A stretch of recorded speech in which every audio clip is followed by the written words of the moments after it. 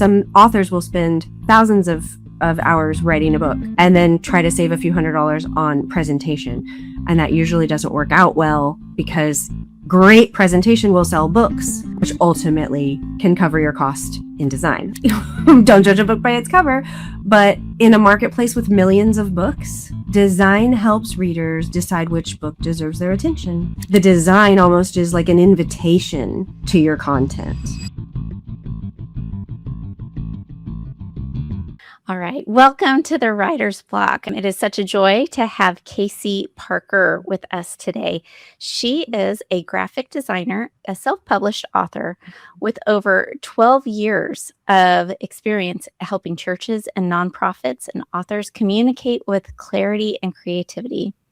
Through her business, which is KP Communications, she's designed everything from book covers and brand systems to multi-million-dollar launch campaigns. Kaycee brings a journalism background and love for storytelling to every project, and as an author of 2 self-published books, she knows firsthand what it takes to bring a book into the world with professionalism and strong design. She has, as I said, written, designed, and published a book called Devotions on Diabetes, a 30-day journey to anchor your soul, and a cookbook, Diabetic Meals Made Easy. So her firsthand experience as an author and designer provide her with a unique vantage point. She is also a friend of a friend, Kent Sanders, who is a guest on the Writer's Block podcast, connected us. So thank you, Kent, if you're ever listening to this podcast. Thank you for introducing me to Kaycee. And Kaycee, welcome to the Writer's Block. Thank you. I'm so glad to be here and just appreciate the opportunity to chat with your group. Yeah, well, we're so glad to have you. And I loved that we were going to talk about some graphic design things. I mean, this falls into the category of, we talked earlier about the art and heart of writing. And I think you have a unique vantage point to talk with us about the art of it. And so we're going to talk a little bit about graphic design and some elements that are important to that visual first impression that your book will give to a potential reader. But before we get there, can you just tell us a little bit more about yourself? I know I introduced you, but there's more to you than that, I'm sure. Sure. Well, like you said, I have a degree in journalism. I've always loved writing, and I've always loved visual communication and design. And so it was about 12 years ago that after working in various roles in communication after college, I decided to launch KP Communications to focus on design. And so in doing that, like you said, I get to help churches and authors and other organizations just communicate visually. And I think, as a Christian too, I view design as stewardship, right? This is, God's given us a message to share, and good design helps remove barriers so that people can engage with those messages in a more effective way. So to answer your question, how did I get here? I held a few different positions. I was in public relations for a while, and then I was a marketing manager for a relocation company. And then I was a communication director for a church here in the suburbs of St. Louis for a few years before I went out on my own like 12 years ago. Yeah. So I taught communication from a lot of different vantage points, which I think really helps in design. Yeah, I'm sure that it does. And I mean, and you've also written some books yourself. So you've gotten to see kind of both sides of what it's like to try and put together some sort of visual representation of all of your blood, sweat, and tears that you've put into a book. And so I love that. And I think the Lord just always obviously is guiding and directing our paths and giving us unique experience. So you do work full time as a graphic designer. What sort of projects do you most enjoy? Do you focus mostly on book covers, or what else do you do? Yeah. My largest client type, if you will, is churches. And so I work a lot in the generosity space. when churches are purchasing a building, renovating, building on, those kinds of things. And they'll launch a generosity initiative. And so they'll need a big package of, a logo and a vision page and commitment card and a booklet and all the whole package. That's actually what got me started, because I knew someone in that space, and that kind of just has blossomed over the last 12 years. And a lot of those church clients then have come back to me and said, hey, I need some sermon series graphics. Do you do that? We need an annual report. Do you do that? Those kinds of things. So that's been really helpful. Authors is my other top client. They're number 1 and 2. And so book design, cover design, interior formatting and layout, ebook conversion, marketing materials to go with it, author website, author branding, anything really in the communication realm for authors. Well, yeah, let's kind of hone in on that a little bit, because I think that's what we're all like, that's the air we breathe here. Can you all the things you just mentioned, I think some people might be surprised that an author might need all of those things. Sure. It's not like we don't just write a book and put it out there and don't have to consider those things. So when you're working with an author, how do you come to a point where you're like, this is the visual representation of you? Because we call that branding, right? We're branding ourselves as a writer. Do you help them kind of arrive at that personal aesthetic, or do they come to you with ideas? And how do you hone that down? Yeah, I would say both. Authors can come to me with ideas, and I can bring ideas as well. I think a lot of it boils down to some research of what's out there, who's out there, what does it look like when you try to search for an author, right? A lot of it is, what are your books about, and what genre do you write in, and what do your books look like based on what the reader expects in that genre? How can we brand you to be in this genre as well? And so it's a mix of things. Authors can come to me needing book covers, or, hey, I'm writing a series, and so these need to look like a series. Or they can come to me and say, I'm an author, I've written several books, I just need an author brand so I can make a website and have a presence on, social media and this and that. So it's different things based on the need of the author. And what would you say for those who don't even know how to start figuring that out? What are some things that you ask those authors to help them arrive at a personal brand? Yeah, that's aesthetic? a tricky one. It's a personal one as well.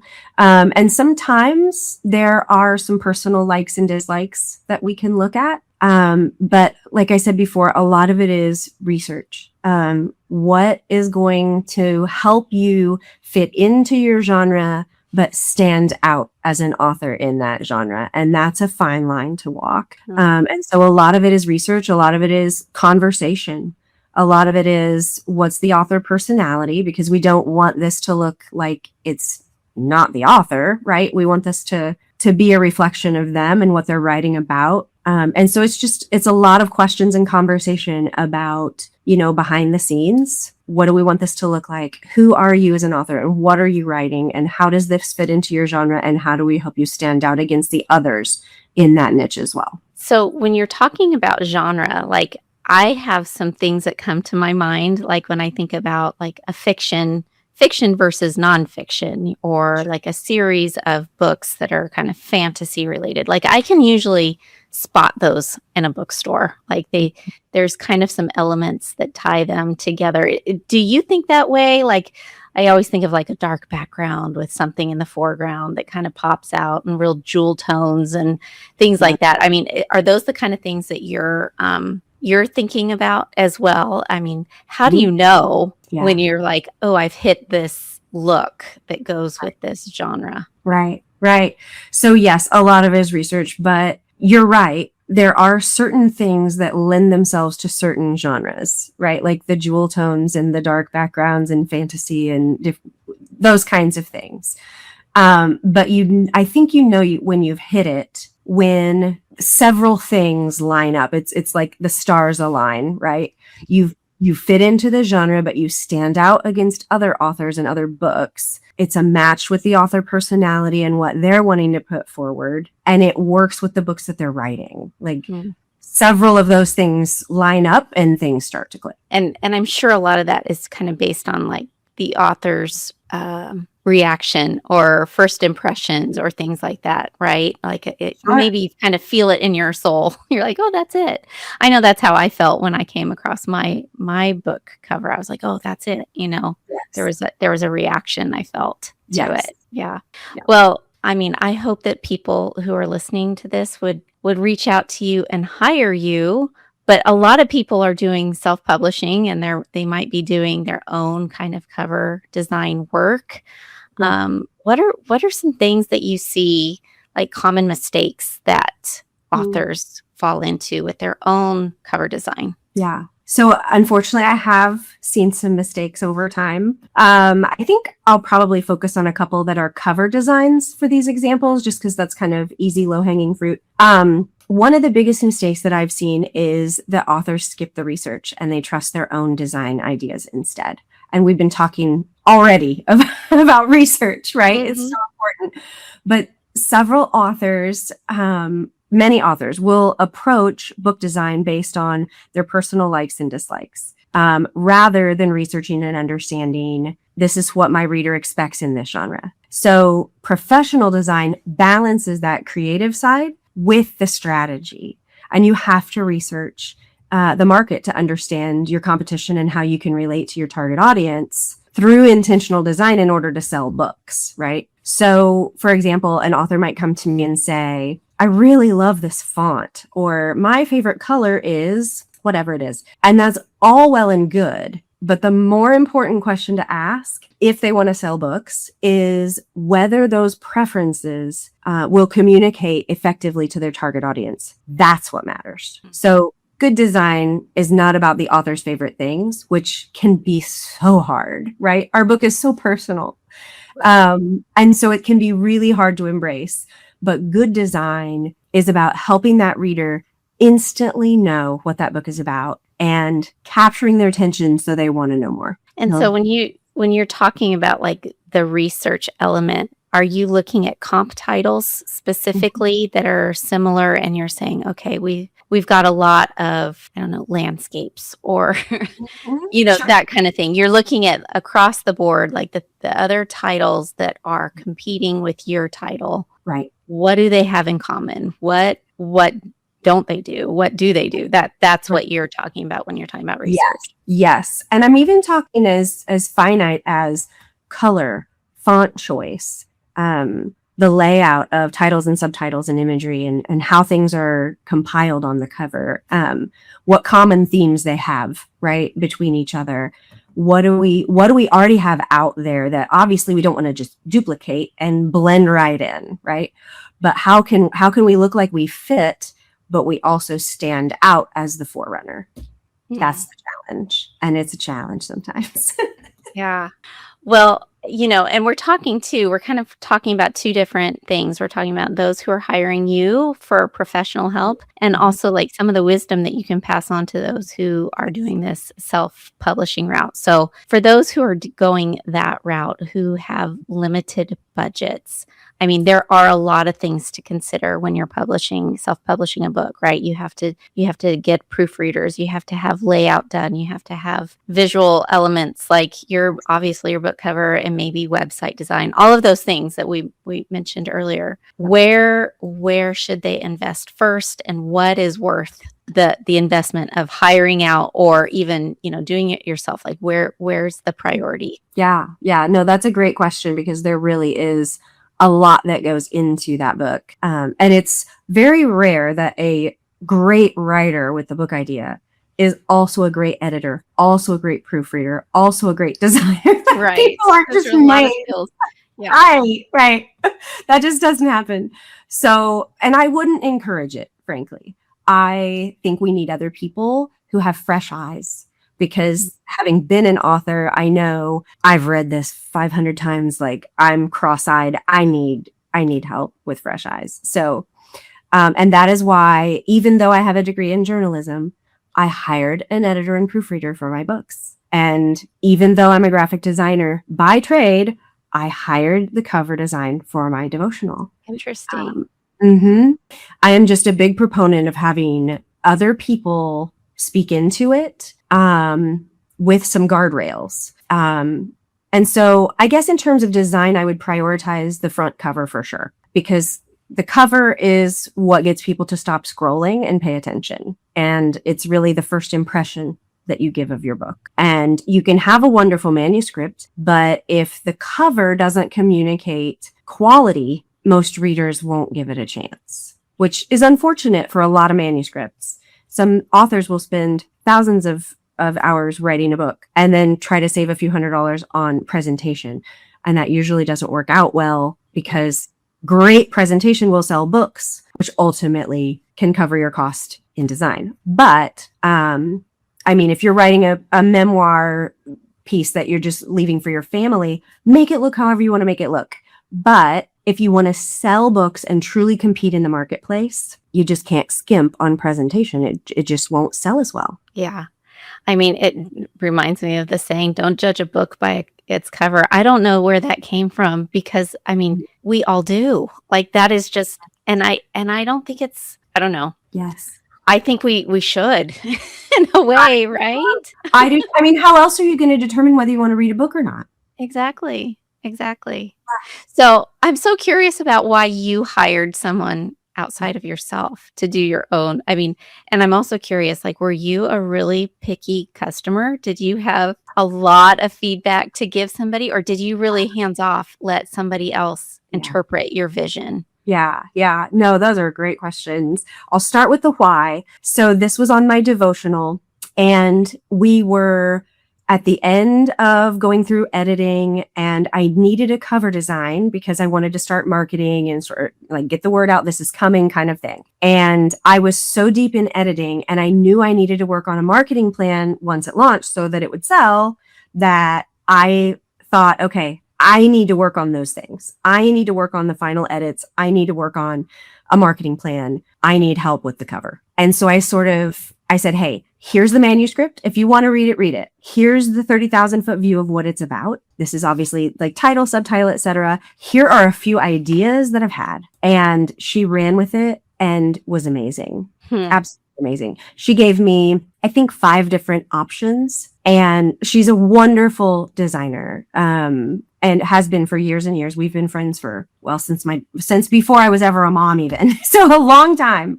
But she gave me, I think, 5 different cover comps. And I said, I don't think on these two, like immediately, because you just know, you see it and it evokes an emotion in you, and you just know or you don't. And then one, I thought, ooh, this is really good. We ended up with something that is, because the subtitle is 30-Day Journey to Anchor Your Soul. The whole book is playing off of anchor and water, like deep seas and all those kinds of things. And so we went with that as a cover concept. And there's sort of a pier. Well, there was a person standing on the end of the pier. And I thought, I don't like them just standing there. That creates like angst to me. Are they like jumping in? Or that like, what are they doing? I said, take out the person. And she did. And I'm like, that's absolutely what we need. Thank you. So that's how that went. Yeah. Well, it sounds like she knew you too, which helped her kind of capture who you were visually. Right? Yeah, for sure. Yeah. So we were talking earlier about that you should judge a book by its cover, and we had some amens in the gallery. You cannot not judge a book by its cover. I feel like, yes, it is such an important element to it. So, for authors who are focused primarily on writing, what do you wish they understood in terms of like the value of hiring help? Yeah. I mean, I'm glad they're focused on writing, because that's their strong suit and that's what they bring to the table in the publishing journey. I think in terms of design, I wish they better understood the design writing partnership and just how amazing it could be. There is so much potential there. Like we've said, don't judge a book by its cover, but in a marketplace with millions of books, design helps readers decide which book deserves their attention, right? So a great cover and a great interior layout gives the great writing the opportunity to be discovered because it looks like it was done with intention and with excellence. And so readers intuitively think that what's inside must also be done with intention and excellence. And so it just creates trust when it's good design. Yeah. So it's like the design almost is like an invitation to your content. It says to the reader, I care about your reading experience and I want to present this message clearly so that you're going to get it so easily and it's just going to be this wonderful experience, right? That's not vanity and having something fancy in a cover. That's like caring for your message and stewarding it well to give it the best chance possible to reach your reader. And then when they have a wonderful experience, then they're far more likely to return for your next book. Yeah, I think that's so true. And I feel like I loved how you said it's an invitation because it is like you are literally thinking about like, how can I make this an easy decision for my reader to not get hung up on some sort of external factor, like maybe good book cover design kind of comes down to like not messing it up in a way. Like you're just like, I'm paving the way. I'm just trying to make this as simple a decision for you as possible. So yeah, I think that's really great. Design will remove barriers. Remove barriers. Yeah, that's so true. Mm-hmm.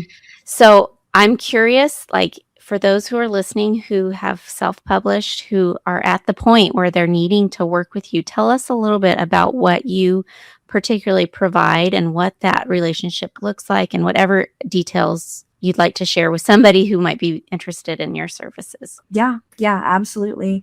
In the case that someone wants to look at this later, it's on my website, kpcommunications.net. I have a services tab, so you can check that out if you want to. Honestly, it is whatever you need for a book from a design perspective from start to finish. And so it's cover design, it's interior formatting, book illustration. I've worked with illustrators and on several kids' books. It's ebook creation for Kindles and e-readers and all sorts of things like that. It is self-publishing support, author website development, like we talked earlier, author brand development, even things like email marketing and social media support. Wow. So it's sort of the whole gamut of I have a manuscript and it's being edited and I need a cover to launch day marketing. That's awesome. I mean, what else? I mean, that's the whole enchilada. It sounds like every service you might need as a writer, especially for those who are like, I just want to write. Let somebody else do the lift of the design work. So, right. So for those who are listening, within the Writer's Block, we have a paid community where we offer additional teaching, and Kaycee is going to be teaching us on Thursday more about the whole design process. Can you tell us a little bit about what you're going to be teaching? Mm-hmm. Yeah, absolutely. I am really looking forward to being with you guys on Tuesday. This is like one of my favorite things to talk about is book design. I have noticed that very many writers will spend lots and lots of time perfecting their manuscripts, like we talked about, which they should be doing, that needs to be done, and very little time thinking about design. And so what I want to do on Thursday is walk through 5 practical ways that authors can improve their book design. And so to walk through the 5, we're going to talk about researching their niche. We've talked about it a little bit. We'll talk about it more. We'll talk about how to make strong cover design choices. We will talk about how to maximize your back cover, something that I think is sometimes overlooked. We'll talk about how to create a cohesive reader experience, this idea of front cover, interior, back cover, all being cohesive. And then also knowing when professional help may be worth considering. So I want to share, this is like designed in a way that I want to share it where you're not going to be overwhelmed with design theory.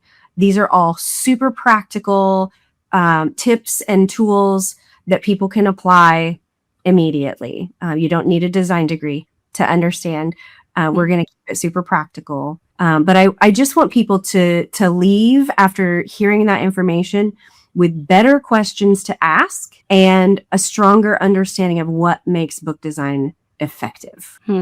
I I love that. That sounds super practical and accessible to Mhm. all. So I'm really looking forward to learning more from you. Well, I want to see if the ladies who are in the audience here would like to come on stage. If you do want to come on stage, I'll need to see your face. There we go. And ask any questions that you may have for Kaycee. I'm going to move you up here, Kaycee. And if you don't want to be on stage and you have a question, feel free to drop that in the comments. We can ask Kaycee those questions. Do y'all have any thoughts or follow-up questions? I'll be the guinea pig, like always. So the books that I did on kp.org primarily were for tools that I was using in ministry. And I know I just did it myself because I needed to have it available for a certain time period. And, anyway, all of that to say, I know that there's design flaws, and I know that it's not like the most, they're okay, but so would you suggest going back and just like kind of redoing that? Even since I've done it, there's so many more tools available to redo it, because honestly, like most of the books that I've done for ministry, I can't put in the thousands of dollars to hire professionals to do that. So what's your recommendation for that? I mean, do you go back and redo them when you see, now there's something else available that would make it look nicer? Or Sure. Yeah, you certainly can. And it may give you an opportunity to sort of do a second edition, with a new cover, right? So that may be even a marketing opportunity for you to get out there with, the second edition of a book. So you certainly can. And yes, there are tools out there. I would never tell you, don't ever design your front cover, because obviously there are tools out there that you can. The question every author has to ask is, should I? That's the question. And everybody has their own answer to that. So totally up to you what you end up doing. But yes, you could totally do the cover again. I would suggest that you come Thursday and check those 5 things, because they'll help you. They're super practical. Yeah. And they'll help you in that. I really love the idea of doing like a second edition, right? To some of those old works that maybe have gathered some dust, and sprucing up some edits, doing a new cover, doing some social media or email marketing campaigns that could bring some fresh life into some old works. I think that's a great idea. If you don't see my face first thing on Thursday, it's because I'm at another event that That's okay. If I don't get to be here in person, I will watch the replay. Okay. We'd love that, Carrie. Have you ever, Kaycee, had any trouble with, have you ever looked back on a work that maybe didn't sell as well and have been able to trace it back? I mean, I don't want to make it sound like it was your fault as a designer, but have you ever been able to look back and go, oh, like, I think that wasn't quite right, or maybe this angle that we took wasn't quite right and it needed to be adjusted? Have you ever had that experience? Have you learned from some past mistakes and have kind of made some adjustments moving forward? I made some adjustments on some KDP book categories and keywords. I will say that. So I learned quite a bit about, that specific part of publishing, and went back and made some adjustments. And it's probably time to see if there's anything updated that I should adjust again, because it's been probably a year or so since I've done that. But the thing with a book is that it lives forever. So it's always out there, which to me as a designer, I'm thinking, wow, I get to play a hand in something that can encourage someone long after I'm gone. That's very cool. But then it's also something that needs upkeep, right? Yeah. I've always felt that way about getting a tattoo. Like, a book cover feels really permanent, right? And like you want to love it for a real long time. And I've always wanted to get a tattoo, but I'm like, I can't fall in love. I'll hate whatever font I choose in a few years because I just get tired of things. I might overthink some things, right? Yeah. Jana asked a question. What are some things authors have communicated with you that made your job as the cover designer easier? That's a good question. That is a great question. Thank you. When I set out to do a cover, the very first thing that I do is just have what I call a discovery call with an author. And we talk about all sorts of things. We talk about big picture ideas. We talk about even do you prefer a white paper or cream paper? We talk about everything, right? And anything that they can share about what makes their book unique is what's helpful. And I think that's because the reader needs to know what makes this book unique and special so that it can stand out in the market. And so if we can capitalize on that on the cover, that's amazing. And so, I'm working on a cover right now that it's technically a financial book, but it comes at finance from the angle of the importance of relationship in marriage to have successful finance. But it's very comedy heavy. It's written in a very lighthearted kind of a way. And so the cover, it's very unexpected. The one that is kind of leading the pack right now. It's very unexpected. And they're like, immediately when we saw this, we smiled and laughed. And I'm like, okay. So it helps. The reaction. Yeah. Yes. It helps set the tone for the book inside. Right. So anything that can stand out as being unique is always super helpful. Yeah. Well, I'll also ask the question that maybe everyone else is wondering. What should we expect in terms of range of price? What's reasonable to expect? What's in the middle of a good price point that we should either budget for or expect if we're hiring someone like you to do our book cover? Yeah.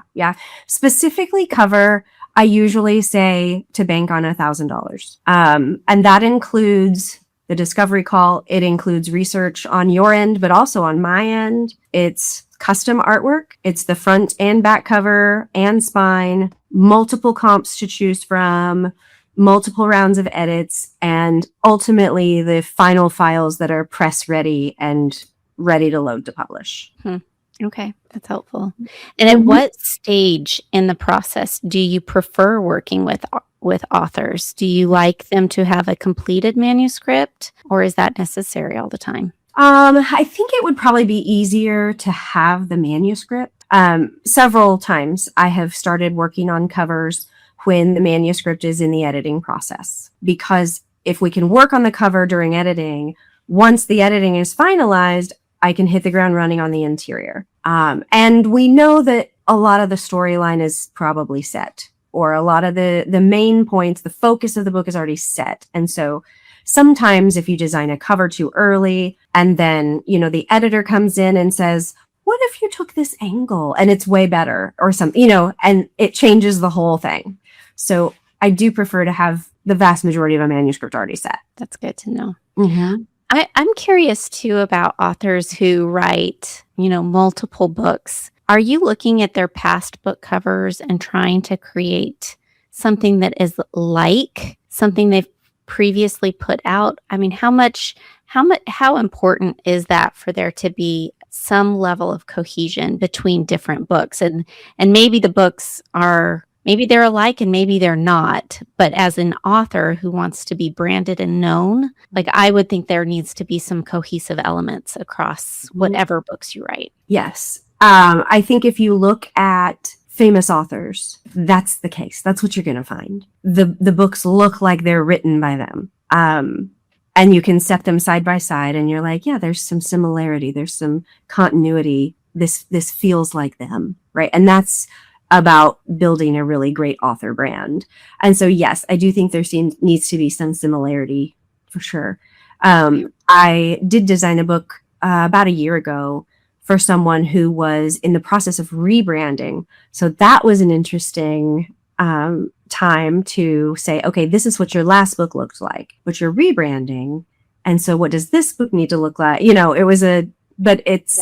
That's life. That's life. And so how do we handle it? What do we do? Yeah, makes for an interesting project, I'm sure. Yeah. Any other thoughts or questions for Kaycee? Well, Kaycee, where can people get in touch with you if they are interested in working with you? Yeah, absolutely. My design website is kpcommunications.net. And I've got services on there. I've got a portfolio of book design on there. And there's a button that says get started. You can just reach out, and I do a 30-minute intro call, Q&A type, whatever, complimentary for authors interested in more information. Awesome. And are you on social media? I am personally. I want to say a love-hate relationship with social media. I have a hate-hate relationship with social media. Let's be real. Yeah, that's totally acceptable answer. Yeah. I am personally. I have some social media around my Devotions on Diabetes books, I should say, but not necessarily design. Yeah, totally acceptable. So if you're watching this video, that's how you get in touch with Kaycee, is through her website for sure. Well, thank you, Kaycee, so much for being here. This has been a fun conversation, and I know we're all looking forward to getting a little bit more into the nuts and bolts on Thursday. So we're grateful for you and thankful for your teaching. Yeah, thank you so much for having me. All right, we'll see you guys Thursday.